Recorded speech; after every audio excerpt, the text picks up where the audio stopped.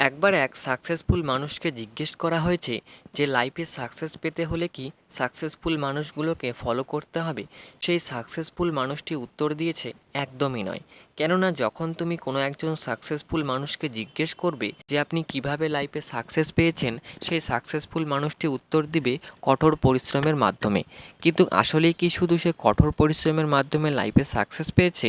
একদমই নয়। পরিশ্রমের পাশাপাশি সেই ব্যক্তিটি কিছু স্পেশাল ট্রিক ইউজ করেছে, যার কারণে লাইফে সাকসেস পেয়েছে। ঠিক তেমনই যখন তুমি কোনো একজন টপার স্টুডেন্টকে জিজ্ঞেস করবে যে তুমি কিভাবে ক্লাসে টপার হয়েছো, সেই স্টুডেন্টটা উত্তর দিবে, আমি ভালোভাবে পড়াশুনো করেছি এবং কঠোর পরিশ্রম করেছি, তাই টপার হতে পেরেছি। আসলেই কিন্তু সে শুধু পরিশ্রম করে টপার হয়নি, সেই স্টুডেন্টটা কিছু ট্রিক ইউজ করেছে, যার কারণে টপার হতে পেরেছে। আর সেই ট্রিকগুলো কখনই কোনো টপার তোমাকে বলবে না। আজকের এই ভিডিওটাতে আমি তোমাদেরকে বলবো টপারদের কিছু সিক্রেট ট্রিক। টপার হতে গেলে যে তোমাকে পরিশ্রম করতে হবে, এই কথাটা তুমি একেবারেই মাথায় গেঁথে নাও। কেননা পরিশ্রম ছাড়া, কষ্ট ছাড়া কখনই লাইফে কিছু করা যায় না। তাই তুমি যদি টপার হতে চাও, তাহলে তোমাকে অবশ্যই কিন্তু কঠোর পরিশ্রম করতে হবে। পরিশ্রম ছাড়া কখনোই তুমি টপার হতে পারবে না। কিন্তু পরিশ্রম তো সবাই করে, সবাই কি আর টপার হতে পারে? সবাই কিন্তু টপার হতে পারে না।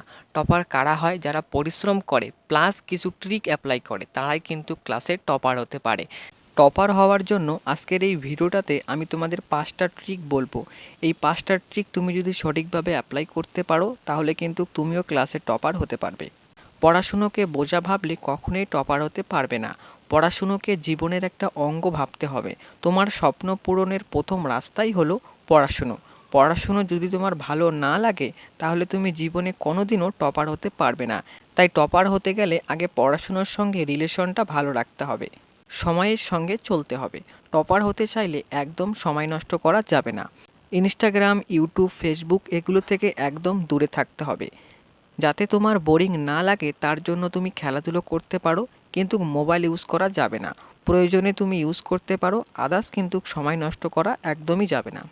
তুমি টপার হবে তার মানে পরীক্ষায় তোমাকে সমস্ত প্রশ্নের উত্তর লিখতে হবে। তাই তোমাকে এমনভাবে পড়াশুনো করতে হবে যাতে পরীক্ষায় যেটাই আসুক না কেন তুমি যাতে সঠিকভাবে লিখতে পারো। শুধু সারাদিন পড়াশুনো করলে হবে না, তুমি কতটুকু পড়লে তোমার মনে আছে কি না সেটা যাচাই করতে হবে। তার জন্য তোমাকে প্রতিনিয়ত টেস্ট দিতে হবে। এমন অনেক স্টুডেন্ট আছে যারা সবসময় বই নিয়ে থাকে কিন্তু কিছুই পড়ে উঠতে পারে না।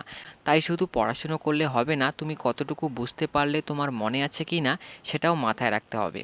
নিজের প্রতি বিশ্বাস রাখতে হবে। অনেকেই আছে খেলা শেষ হওয়ার আগে মাঠ ছেড়ে পালিয়ে যায়, কয়েকদিন টপার হওয়ার জন্য পড়াশুনো করে তারপরে পালিয়ে যায়। এরকমটা করলে একদমই হবে না। নিজের প্রতি বিশ্বাস রাখতে হবে যে আমি পারবো, সবাই পারলে আমি কেন পারবো না।